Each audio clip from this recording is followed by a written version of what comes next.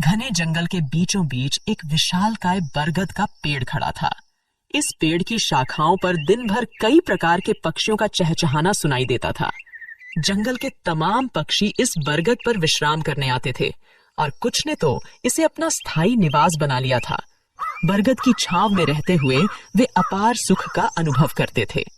जब हम किसी जगह या व्यक्ति के साथ लंबे समय तक रहते हैं तो हमें उनसे लगाव हो जाता है। यही हाल इन पक्षियों का था जिन्हें बरगद से गहरा प्रेम हो गया था। एक दिन जंगल में भयंकर सूखा पड़ गया।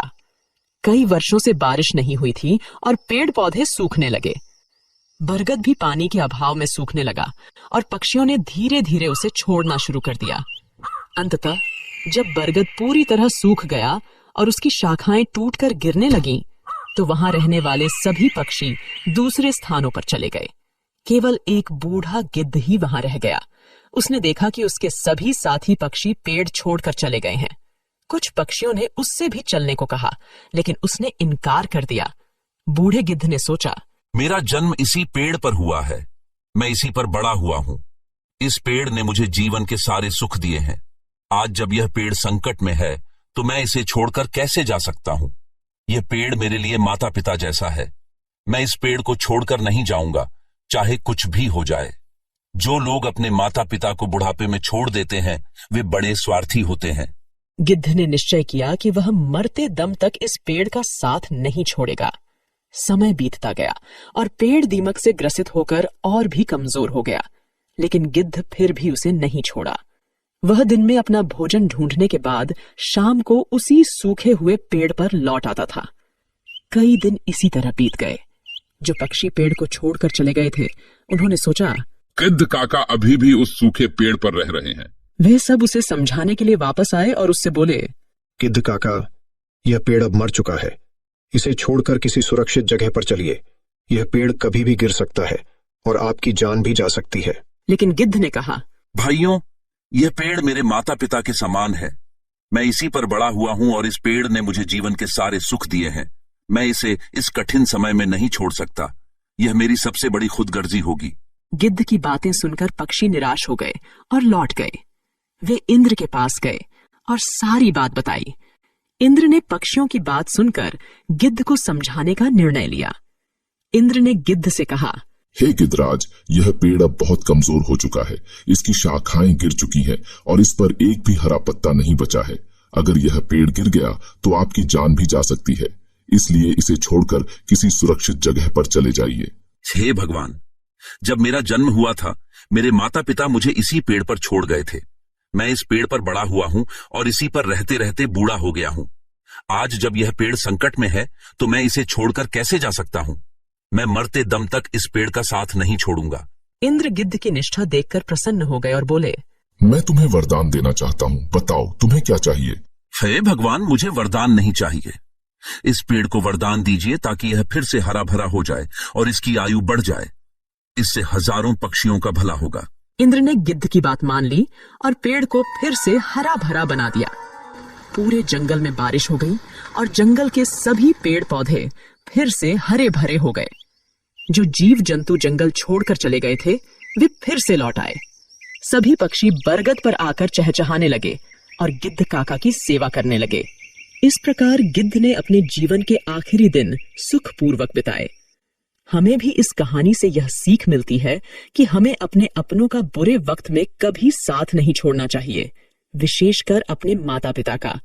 वे हमारे जीवन दाता हैं और हमें पालने पोसने में उन्होंने जो कठिनाइयां सही हैं, उनका बुढ़ापे में सहारा बनना हमारा कर्तव्य है। बहुत समय पहले की बात है। समुद्र के किनारे एक छोटी सी गौरैया अपने घोंसले में रहती थी। एक दिन उसने 2 अंडे दिए।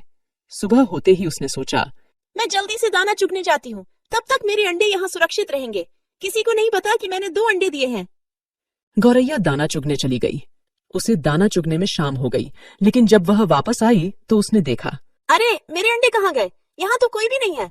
उसने देखा कि समुद्र हंस रहा है। गौरैया ने पूछा, समुद्र, क्या तुमने मेरे अंडे लिए हैं? तुम हंस क्यों रहे हो? मुझे सच सच बता दो, मेरे अंडे कहाँ हैं? तुमने ही मेरे अंडे चुराए हैं।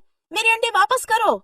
समुद्र ने जवाब दिया, नहीं, मैंने तुम्हारे अंडे नहीं लिए। मैं क्यों तुम्हारे अंडे लूंगा? मुझे तुम्हारे अंडे चुरा कर क्या मिलेगा? मुझे नहीं पता तुम्हारे अंडे कहाँ हैं। मुझे परेशान मत करो, खुद ही ढूंढ लो अपने अंडे। समुद्र की बात सुनकर गौरैया को गुस्सा आ गया। उसने कहा, अगर तुमने मेरे अंडे वापस नहीं किए तो मैं तुम्हें पूरा सुखा दूंगी। एक माँ की ताकत को तुम नहीं जानते। माँ अपने बच्चों पर कोई आंच नहीं आने देती। समुद्र हंसते हुए बोला, तू मुझे सुखाएगी? तू गौरैया, चल ये कोशिश करके देख ले। गौरैया गुस्से में अपनी छोटी सी चोंच में समुद्र का पानी भरती और किनारे पर उड़ेल देती। पास से गुजरते हुए एक चिढ़ा ने पूछा, अरे गौरैया बहन, आज तुम दाना चुगने नहीं आई और तुम यह क्या कर रही हो? गौरैया ने जवाब दिया, मैं समुद्र का पानी सुखाकर अपने अंडे वापस लूंगी। तुम जाओ, मुझे अपना काम करने दो। चिढ़ा ने कहा, पर गौरैया बहन, यह कार्य असंभव है। इस तरह तुम समुद्र का पानी नहीं सुखा पाओगी। गौरैया दृढ़ निश्चय के साथ अपने कार्य में लगी रही। जब वह थक जाती तो थोड़ी देर रुककर फिर से काम में जुट जाती। इस कार्य में गौरैया को कई दिन हो चुके थे। भूखी प्यासी गौरैया की तबीयत खराब होने लगी। यह देखकर सभी पक्षी चिंतित हो गए।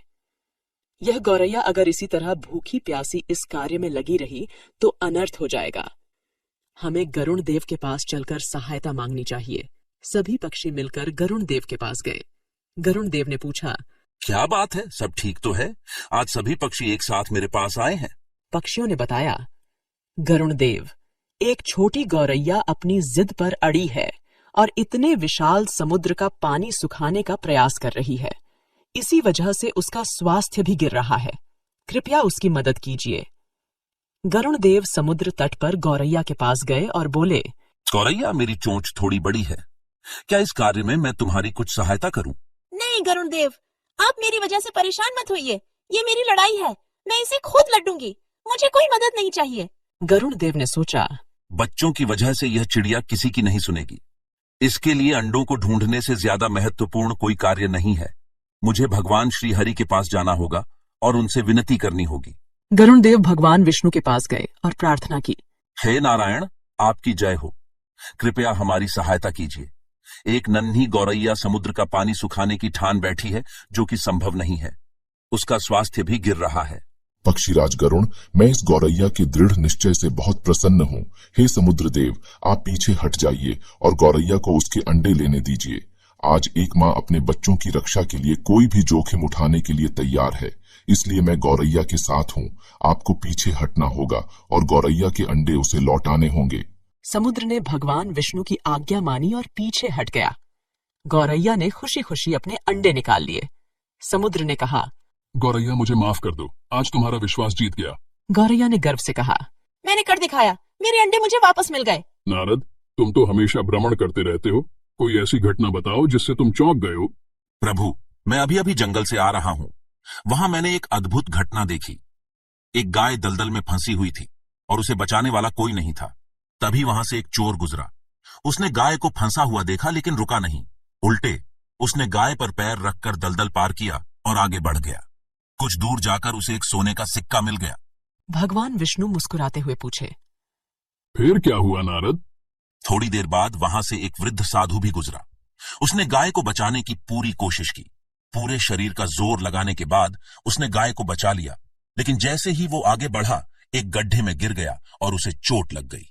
प्रभु, ये किस प्रकार का न्याय है? नारद, जो हुआ वह सही हुआ। चोर की किस्मत में उस दिन खजाना लिखा था, लेकिन उसने पाप किया, इसलिए उसे सिर्फ एक ही सिक्का मिला। वहीं साधु के भाग्य में उस दिन मृत्यु लिखी थी, परंतु उसने गाय को बचाकर अपने पुण्य बढ़ा लिए और उसकी मृत्यु एक छोटी सी चोट में बदल गई। इंसान के कर्म ही उसका भाग्य तय करते हैं। अब नारद मुनि को सारा माजरा समझ आ गया था। प्रभु, अब मुझे समझ में आया। हमें हमेशा अपने जीवन में अच्छे कर्म करते रहना चाहिए। उसका फल हमें किसी न किसी रूप में अवश्य मिलता है। बिल्कुल नारद, यही जीवन का सच्चा मार्ग है। प्राचीन समय में राजा जनक की पुत्री सीता से जुड़ी अनेक कथाएं प्रसिद्ध हैं।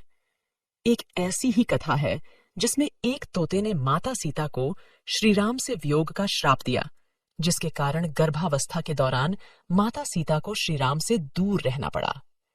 एक दिन की बात है, जब छोटी सीता अपनी सहेलियों के साथ बगीचे में खेल रही थी, बगीचे के एक पेड़ पर तोते का एक जोड़ा बैठा था और वे आपस में बातें कर रहे थे।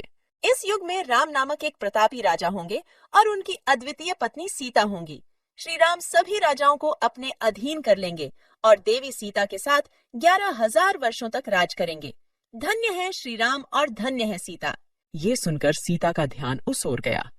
अपने विवाह की बात सुनकर वह उत्सुक हो गईं और उस तोते से पूरी कथा सुनने की इच्छा की। उन्होंने अपनी सहेलियों से तोते को पकड़कर लाने को कहा। सहेलियों ने तोते को पकड़कर सीता के पास लाया। सीता ने प्यार से पूछा, तुम कौन हो और कहां से आए हो? तुम जिस राम और सीता की बात कर रहे थे उसकी जानकारी कैसे मिली? हम वाल्मीकि ऋषि के आश्रम के पेड़ पर रहते हैं। उन्होंने रामायण नामक एक सुंदर काव्य लिखा है और उसे अपने शिष्यों को पढ़ाते हैं। हम भी उसे सुनते हैं और इसी कारण हमें यह कथा याद हो गई है। अच्छा, तो तुम श्री राम और माता सीता के बारे में बहुत कुछ जानते होगे। हाँ, थोड़ा बहुत। मुझे और बताओ। श्री राम महर्षि विश्वामित्र के साथ अपने 3 भाइयों भरत, लक्ष्मण और शत्रुघ्न के साथ मिथिला आएंगे और भगवान शिव के धनुष को तोड़कर देवी सीता से विवाह करेंगे। श्री राम के तीनों भाइयों का विवाह भी मिथिला में होगा। तोते की बातें सीता को बहुत प्रिय लगी। तुम्हारी बातें मुझे बहुत अच्छी लग रही हैं। श्री राम के गुणों के बारे में कुछ और बताओ। सीता की उत्सुकता देखकर मादा तोता समझ गई कि यह जनक नंदिनी सीता ही है। फिर भी उसने बिना इसका एहसास दिलाए कहा, श्री राम के रूप और गुणों का वर्णन जितना किया जाए कम है। वे हर प्रकार के ऐश्वर्य से युक्त हैं। जनक नंदिनी सीता धन्य है जो श्री राम के साथ हजारों वर्षों तक रहेंगी। परंतु तुम कौन हो जो यह सब सुन रही हो? जिसे तुम जनक नंदिनी सीता कहती हो वह मैं ही हूँ। श्री राम ने मेरे मन को मोह लिया है। जब वे मिथिला आकर मुझसे विवाह करेंगे तभी मैं तुम्हें छोड़ूंगी। तुम मेरे महल में सुखपूर्वक जीवन बिताओ। हम वन में रहने वाले पक्षी हैं और स्वच्छंद विचरण पसंद करते हैं। महल में हमें सुख नहीं मिलेगा। मैं गर्भवती हूँ और अपने बच्चे को जन्म देने के बाद वापस आ जाऊंगी। पेड़ पर बैठे उसके पति तोते ने भी सीता से विनती की, हे जनक नंदिनी, उसे छोड़ दो। वह गर्भवती है और महल में नहीं रह सकती। दोनों तोते सीता से उन्हें छोड़ने की मिन्नतें करते रहे, परंतु सीता अपनी जिद पर अड़ी रही। तोते की पत्नी का वियोग असहनीय हो रहा था और वह क्रोधित हो गई। उसने श्राप देते हुए कहा, गर्भावस्था में मुझे तुम अपने पति से अलग कर रही हो, इसलिए मैं तुम्हें श्राप देती हूँ कि गर्भावस्था में तुम्हें भी अपने पति से अलग होना पड़ेगा। इतना कहकर मादा तोता राम राम कहकर मर गई। थोड़ी देर बाद नर तोता भी पत्नी के वियोग में मर गया। कहा जाता है कि यही तोता अगले जन्म में धोबी बना और उसके लांछन के कारण ही माता सीता को श्री राम से दूर होना पड़ा था।